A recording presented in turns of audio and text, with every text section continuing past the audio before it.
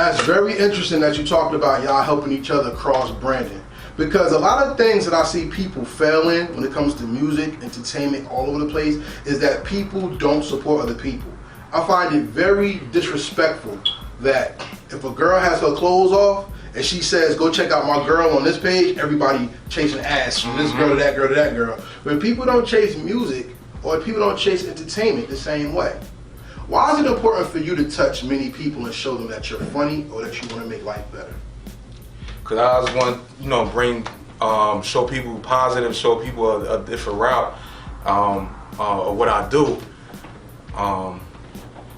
to make people laugh and things of that nature. Okay. Now, comedy is a reflection of real life. I want to ask you, when you do your skits, do y'all go in with a plan, or is it just like, let's just go do something? Sometimes, most of the time, we just be talking. We be having conversations, and we be like, yo, that's a skit right there. So it's like, we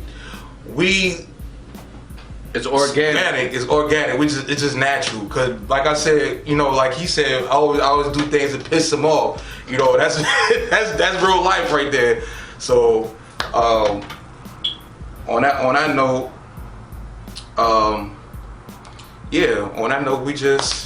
you just make it happen. Make it happen, man. Okay. See, part of the skits that y'all do that works is y'all tap into old school comedy. I used to watch a cartoon called Dennis the Menace. And Dennis the Menace was the shit when you was little, because as a little kid, you always made somebody angry. Hell yeah. So Dennis the Menace always made Mr. Wilson angry, so it was the shit. Today, you have kids that like SpongeBob. Mr. Krabs always gets mad because SpongeBob and Squidward always makes the boss angry, and they gotta make them damn burgers. You know what I'm saying? So, when I look at your skit, it's the same tradition of bucking authority, finding your own place. Is this guy comedy that's about being himself? Or is it comedy about, I just do what I want and the pieces fall in? No. Well, go ahead and answer. No, it's about me. It was about me and my brother Poppy Stores as well. So, like I said, we started this together, and so it's not just about me, No, that's not what he meant though. What he meant was like, is it about your real life? Like, you know what I'm saying? Like, oh yeah, it's real life. Like I do things that really piss him off in real life. So, so he gets mad, but like, yo, like for real, he gives, because he has like zero patience. It's like he doesn't like to explain himself the second time. So I may do something where he had to explain himself the second time. Okay. Word, like right now, like you saw what you asked him, and he started answering it in a different, like he took your shit into another, like you wasn't even on that page. Like what did you talk about? But that's bro? good. And the reason why that's good is because it goes to prove the point. It's organic and it's not staged. Yes. That's the thing that makes certain people relatable and real. There's many comedians right now who use the phone for their stage. You got people like Guy Funny and his son, right? Okay. They do their skits in the car, they're funny. Mm-hmm. But then you got that weird comedy where guys are wearing wigs and being girls. That's weird. That's not funny. It's a stage, right? With this guy comedy, it reflects more than just New Jersey. It reflects the guy who has a friend, and the friend always just seems to do some wild out shit. And you just be like, what the fuck are you talking about, or what are you doing? Same role Method Man played with Raekwon on the first Wu-Tang album. Where's the Killer Tape? You know what I'm saying? So it grows. Through understanding that, I ask you this: where do you want to take this guy comedy long term? I want to take it to where I could start doing movies, or You want to do a This Guy movie? Y'all can do that now. Shit, are you done? Or are you gonna add more to it? Because you already know what I was telling you about. yeah, we was going. You know, my mind be going.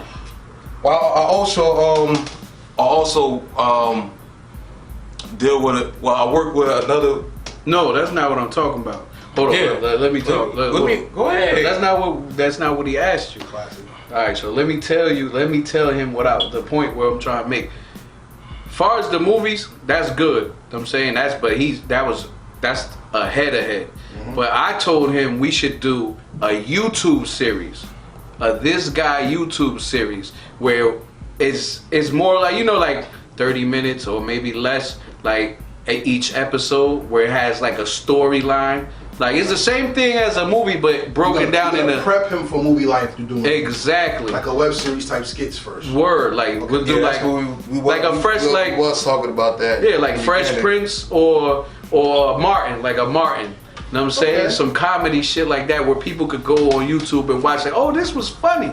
Like you know what I'm saying? And then from there we could go to far as making a movie and stuff like that. But now I'm gonna let him finish touching on what he was speaking on right there, because he's about to go to a whole nother that had nothing to do with the question. All right, so Oh, I was going. Slap the shit out of him. Say nah. I also work with a team called Lab TV. Me, Rob, Purdy, Fat Poppy. We all work together as a team, and Stores introduced me to them, and I'm working with them as well. So I do skits with Poppy Stores, and I also do skits with the team Lab TV. okay, and that's cool because that means you're working on your craft. Yeah. Many people don't work on their craft. You know what a lot of people do? When they rap, they make a song, they get popular on their block, and then they quit. They plateau. Word. Now, in comedy to me is harder than hip hop, because if you do bad with hip hop, people just throw your song away and you don't know. When you're bad at comedy, people let you know to your face. How do you deal with the pressure of performing? I mean, when I first, I ain't gonna lie, when I first started off, I was shy. I was camera shy. So as you do more and more skits, like doing skits with Stores, doing skits with the team, doing skits with Lab TV. So I got used to it after a while. So it was like a regular thing for me. I beg to differ with what you said. Though you're doing the sketch, you're still working on your craft, which means you're working on not being shy. You're working on how you place your words. Even though it's organic, you still got to perform. Why is it important to perform and not just do things? Because you want to be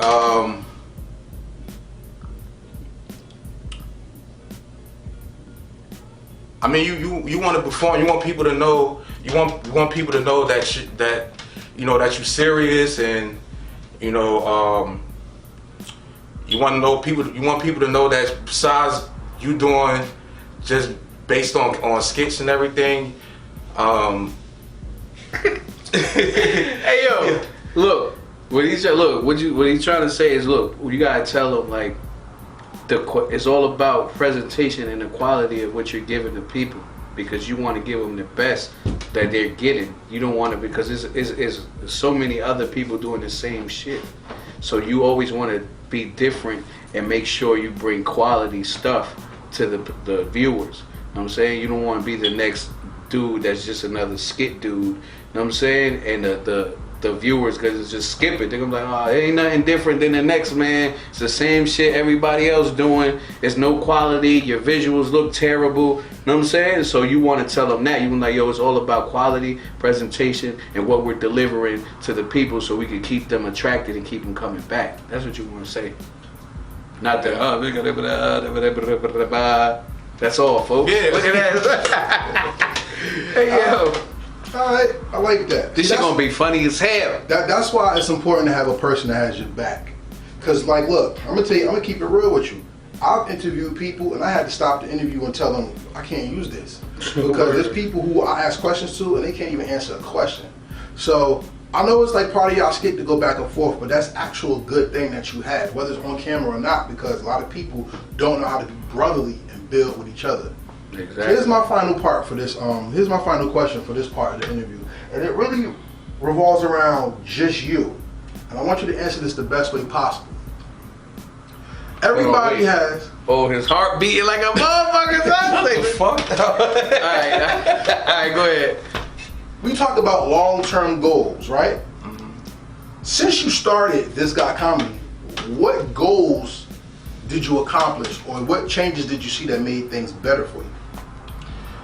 Well, people started to look at me more as a comedian, or people start looking at me as like, yo, he taking this serious. He's taking this to a whole nother level, you know, because I'm actually constantly grinding every day. You know, I'm constantly, you know, coming out with skits and, you know, working with stores and working with live TV. So basically, I'm just Just you. just being me, man. All right.